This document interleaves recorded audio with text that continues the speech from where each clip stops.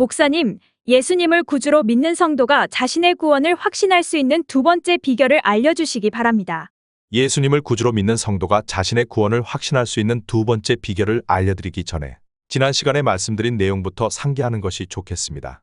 지난 시간에 사람이 예수님을 믿는 순간에 영생을 얻는 것과 성도가 소유한 영생이 영원히 절대로 결코 지옥에 가지 않는 생명인 것을 설명했습니다.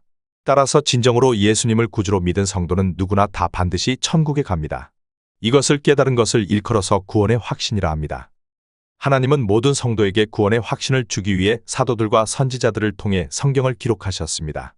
요한일서 5장 13절. 내가 하나님의 아들의 이름을 믿는 너희에게 이것을 쓰는 것은 너희로 하여금 너희에게 영생이 있음을 알게 하려 함이라. 본문에 너희에게 이것을 쓰는 것은 성도들에게 성경을 쓰는 것을 뜻합니다. 이처럼 하나님은 성도들에게 구원의 확신을 주려고 성경을 기록하셨습니다. 하지만 현실은 정반대입니다. 대부분의 성도들은 열심히 성경을 공부하는데도 자신의 구원, 즉 자신이 영생을 소유한 것을 확신하지 못합니다. 이 때문에 비참한 일을 당하는 성도가 많습니다. 대체 무엇이 잘못된 것입니까? 어떻게 해야 성도가 구원의 확신을 얻을 수 있습니까? 예수님을 믿을 때 영생을 얻은 성도가 구원의 확신을 얻으려면 자신이 영생을 소유한 것을 아는 것은 물론 신약 성경 기자들이 구원이란 단어를 여러 가지 용도로 사용한 것도 알아야 합니다. 특히 신약 성경 기자들이 구원이란 단어를 영혼 구원의 뜻이 아닌 지금까지 알고 있던 것과 전혀 다른 뜻으로 사용한 것을 알아야 합니다. 저는 지금까지 성도가 구원의 확신을 가지려면 신약 성경 기자들이 구원이란 단어를 지금까지 알고 있던 것과 전혀 다른 뜻으로 사용한 것을 알아야 한다는 말을 들은 적이 없습니다. 저 역시 하나님의 은혜로 신약 성경 기자들이 구원이란 단어를 여러 가지 용도로 사용한 것을 알기 전까지 이 문제에 전혀 관심을 갖지 못했습니다. 최소한 1700년 이상 모든 일반 성도들은 물론 모든 목회자들도 저와 똑같았습니다. 그것이 사실이면 정말 놀라운 일이 아닐 수 없을 것입니다. 믿기 어렵겠지만 사실입니다. 실제로 이것을 알고 큰 충격을 받은 분들이 많습니다. 자, 지금부터 신약 성경 기자들이 구원이란 단어를 여러 가지 용도로 사용한 증거들을 소개해 드리겠습니다. 신약 성경 기자들은 구원이란 헬라어를 명사는 주로 소테리아를 사용했고 동사는 주로 소조를 사용했습니다. 이것이 잘 나타난 성경 말씀이 사도행전에 있습니다. 사도행전 4장 12절. 다른 이로서는 구원을 받을 수 없나니 천하 사람 중에 구원을 받을 만한 다른 이름을 우리에게 주신 일이 없음이라 하였더라. 본문 중에서 첫 번째로 나오는 구원은 명사 소테리아고 두 번째로 나오는 구원은 동사 소조입니다. 하나님은 저에게 신약 성경 기자들이 소테리아와 소조를 여러 가지 용도로 사용한 것을 가르쳐 주셨습니다. 첫째, 신약 성경 기자들은 사람의 영혼이 구원받는 것을 표현할 때 구원이란 단어를 사용했습니다. 사도행전 16장 31절. 이르되 주 예수를 믿으라. 그리하면 너와 내 집이 구원을 받으리라 하고. 본문은 사람은 예수님을 믿으면 영혼 구원을 받을 수 있다는 뜻입니다. 이것은 대부분의 성도들이 아는 것이므로 더 이상 설명하지 않겠습니다. 둘째, 신약 성경 기자들은 땅에서 복을 받는 것을 표현할 때도 구원이란 단어를 사용했습니다. 그러나 이것을 모르는 성도들이 많습니다. 사도행전 27장 42절로 43절. 군인들은 죄수가 헤엄쳐서 도망할까 하여 그들을 죽이는 것이 좋다 하였으나 백부장이 바울을 구원하려 하여 그들의 뜻을 막고 헤엄칠 줄 아는 사람들을 명하여 물에 뛰어내려 먼저 육지에 나가게 하고. 본문은 바울 사도가 죄수 아닌 죄수가 돼서 배를 타고 로마로 끌려가던 중에 일어난 일을 기록한 것입니다. 그때 큰 풍랑으로 인해 배가 침몰하게 됐습니다. 로마 군인들은 죄수들이 도망치는 것을 막기 위해 죄수들을 모두 죽이자고 백부장에게 건의했습니다. 그러나 백부장은 바울 사도를 살리기 위해 배에 탄 모든 사람들은 헤엄을 쳐서 육지에 상륙하라고 명령했습니다. 성경 기자는 이것을 백부장이 바울을 구원하려 하여 부하들이 죄수들을 살해하려는 뜻을 막았다고 표현했습니다. 본문에 사용된 구원이란 단어가 사람의 영혼을 구원하는 것을 표현할 때 사용한 것과 같은 소조입니다. 본문의 구원은 바울 사도의 육체를 구해주는 것, 그의 목숨을 구해주는 것, 즉 그의 육체가 복을 받는 것을 뜻합니다. 성경 기자들은 전쟁에서 이기는 것과 질병을 고치는 것 등에도 구원이란 단어를 사용했습니다. 여기까지는 성경사전에 설명되어 있습니다. 그러므로 대부분의 목회자들도 여기까지는 알고 있을 것입니다. 하지만 성경 기자들은 이외에도 구원이란 단어를 또 다른 경우에 사용했습니다. 매우 안타깝게도 이것을 지난 1700여 년 동안 아무도 몰랐습니다. 이것을 깨달아야만 성경의 구원을 바르게 이해할 수 있습니다. 셋째, 신약 성경 기자들은 하늘에서 상을 받는 것에도 구원이란 단어를 사용했습니다. 야고보서 2장 14절. 내 형제들아, 만일 사람이 믿음이 있노라 하고 행함이 없으면 무슨 유익이 있으랴. 그 믿음이 능히 자기를 구원하겠느냐? 지금까지 대부분의 기독교인들은 본문의 구원을 영혼 구원으로 해석했습니다. 그들은 본문을 근거로 강력하게 행위 구원론을 주장했습니다. 이 때문에 지옥의 공포에 떠는 성도들이 많았습니다. 지금도 그런 성도들이 많습니다. 본문 때문에 자신의 구원에 절망한 성도들도 많습니다. 그러나 하나님은 저에게 본문의 구원이 복과 상을 받는 것을 뜻함을 가르쳐 주셨습니다. 이에 관한 성경의 증거들을 제시하겠습니다. 야고보서 2장 14절의 문맥이 본문의 구원이 행함으로 복과 상을 받는 것을 뜻함을 증명합니다. 야고보 선생은 중생한 신자들, 즉 성도들이 시험에서 이기도록 돕기 위해 야고보서를 썼습니다. 야고보서 1장 2절. 내 형제들아, 너희가 여러 가지 시험을 당하거든 온전히 기쁘게 여기라. 야고보 선생은 성도들이 여러 가지 시험에서 이기도록 돕기 위해 두 가지를 강조했습니다. 첫 번째로 성도가 시험을 당했을 때 율법, 즉 도덕법을 잘 지키면 상을 받을 수 있는 것을 강조했습니다. 야고보서 1장 12절. 시험을 참는 자는 복이 있나니 이는 시련을 견디어낸 자가 주께서 자기를 사랑하는 자들에게 약속하신 생명의 면류관을 얻을 것이기 때문이라. 하나님은 중생한 신자가 천국에 가면 그가 선을 행한 만큼, 즉 그가 도덕법을 지킨 만큼 생명의 면류관, 의의 면류관, 영광의 면류관을 상으로 주십니다. 이것은 신약 성경에 자세히 기록되어 있습니다. 두 번째로 야고보서 기자는 중생한 신자가 시험을 당했을 때 율법을 잘 지키면 복을 받는 것을 강조했습니다. 야고보서 1장 25절. 자유롭게 하는 온전한 율법을 들여다보고 있는 자는 듣고 잊어버리는 자가 아니여 실천하는 자니 이 사람은 그 행하는 일에 복을 받으리라. 하나님은 중생한 신자가 땅에 살 때 그가 선을 행한 만큼 복을 주십니다. 이것은 구약 성경에 자세히 기록되어 있습니다. 야고보 선생은 야고보서 1장에서 율법을 지키면 복을 받거나 상을 받는다고 선포한 후에 야고보서 2장에서 계속 율법을 지킬 것을 강조했습니다. 야고보서 2장 8절로 9절. 너희가 만일 성경에 기록된 대로 내 이웃 사랑하기를 내 몸과 같이 하라 하신 최고의 법을 지키면 잘하는 것이거니와 만일 너희가 사람을 차별하여 대하면 죄를 짓는 것이니 율법이 너희를 범법자로 정죄하리라. 야고보서 2장 12절. 너희는 자유의 율법대로 심판받을 자처럼 말도 하고 행하기도 하라. 야고보 선생은 성도가 율법을 지키면 복을 받거나 상을 받을 것이지만 율법을 범하면 하나님의 심판을 받을 것이라고 강조한 후에 다음과 같이 말했습니다. 야고보서 2장 14절. 내 형제들아, 만일 사람이 믿음이 있노라 하고 행함이 없으면 무슨 유익이 있으랴. 그 믿음이 능히 자기를 구원하겠느냐? 본문의 문맥을 볼 때 본문의 행함이 율법을 행하는 것을 의미함을 알 수 있습니다. 따라서 야고보 선생이 야고보서 1장에서 율법을 지켜야 상을 받고 율법을 지켜야 복을 받는다고 말한 것을 야고보서 2장에서 율법을 행해야 구원을 받는다, 즉 율법을 행해야 의롭다 함을 받는다고 바꿔서 말한 것을 알 수 있습니다. 다시 말해서 그가 야고보서 1장에서 율법을 지키지 않으면 땅에서 저주를 받고 하늘에서 상을 박탈당한다고 말한 것을 야고보서 2장에서 율법을 행하지 않으면 구원을 받지 못한다, 즉 율법을 행하지 않으면 의롭다 함을 받지 못한다고 바꿔서 말한 것을 알 수 있습니다. 더 나아가서 야고보 선생이 율법을 지켜야 복을 받고 율법을 지켜야 상을 받는다고 표현하는 것이 번거롭기 때문에 두 문장을 줄여서 율법을 지켜야 구원을 받는다고 표현한 것을 알 수 있습니다. 발칵 뒤집힌 기독교 구원론과 신철로역정에 설명한 것처럼 다른 성경 기자들도 구원이란 단어를 상을 받는 것에 사용했습니다. 그러므로 야고보서 기자의 표현에 전혀 문제가 없습니다. 목사님의 설명을 듣고 보니 오랜 세월 동안 신약 성경 기자들이 구원이란 단어를 복과 상을 받는 것에 사용한 것을 아무도 몰랐다는 말이 실감납니다. 신약 성경 기자들이 구원이란 단어를 복과 상을 받는 것에 사용한 것을 증명하는 두 번째 증거가 궁금합니다. 야고보 선생이 아브라함과 라합의 행위를 예로 들어서 구원을 설명한 것도 야고보서 2장 14절의 구원이 행함으로 복과 상을 받는 것을 뜻함을 증명합니다. 야고보서 2장 21절.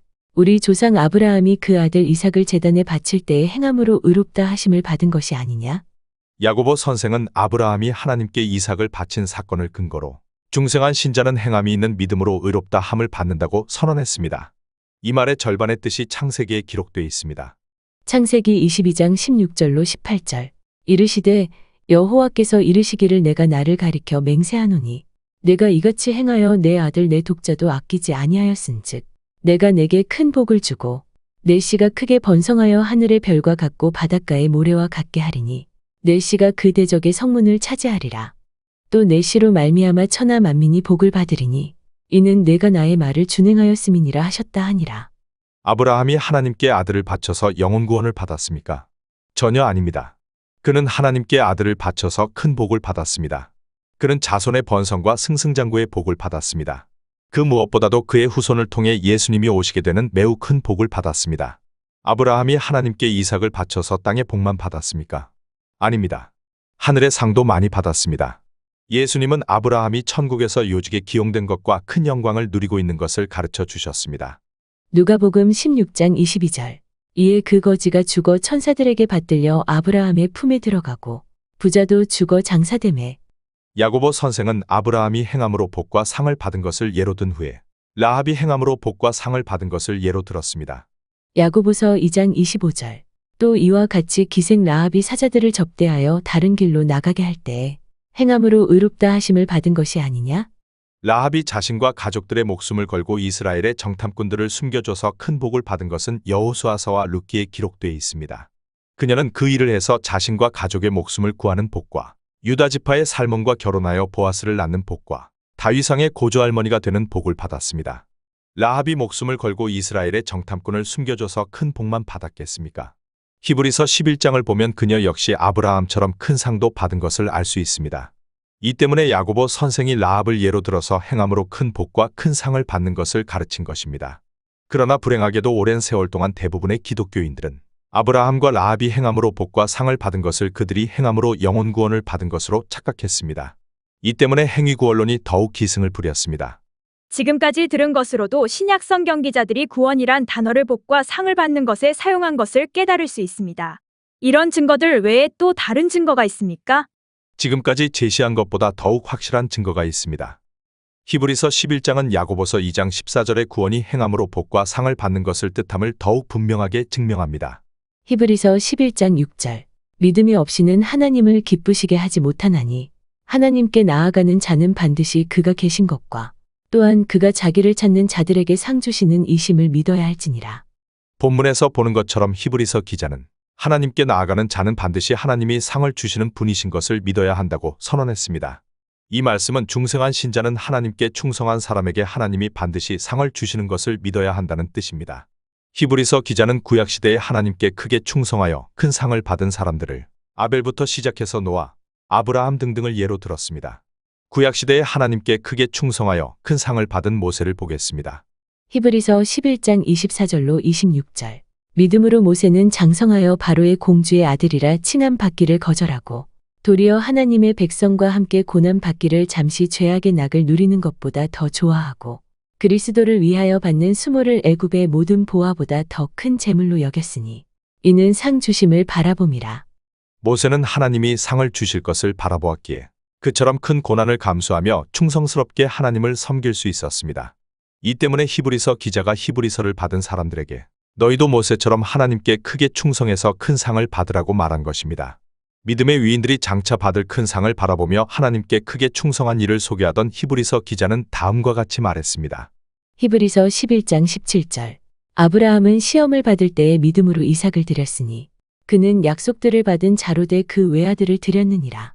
이 말은 아브라함도 모세처럼 상 주심을 바라보며 자기 목숨보다 더 아끼는 외아들을 하나님께 드려서 큰 상을 받았다는 뜻입니다. 히브리서 기자가 여리고 성이 기생이었던 라합을 행함으로 큰 상을 받은 사람의 표본으로 소개한 것을 보겠습니다. 히브리서 11장 31절. 믿음으로 기생 라합은 정탐꾼을 평안히 영접하였으므로 순종하지 아니한 자와 함께 멸망하지 아니하였도다.